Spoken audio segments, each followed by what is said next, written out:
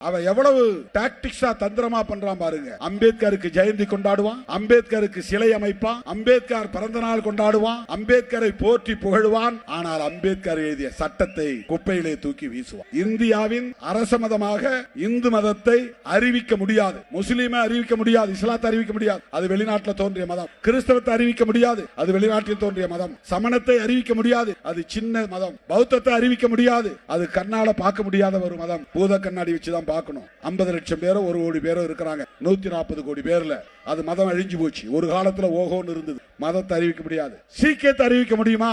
அறிவிக்க முடியாது, சின்ன மதம். பார்சி மதத்தை அறிவிக்க முடியுமா? அது வெளிநாட்டு மதம். அறிவிச்சா இந்து மதத்தை அறிவிக்க முடியும். இந்து மதத்துல சகோதரத்துவம் இல்லையே, இந்து மதத்துல அண்ணன் தம்பி உறவாடல் இல்லையே.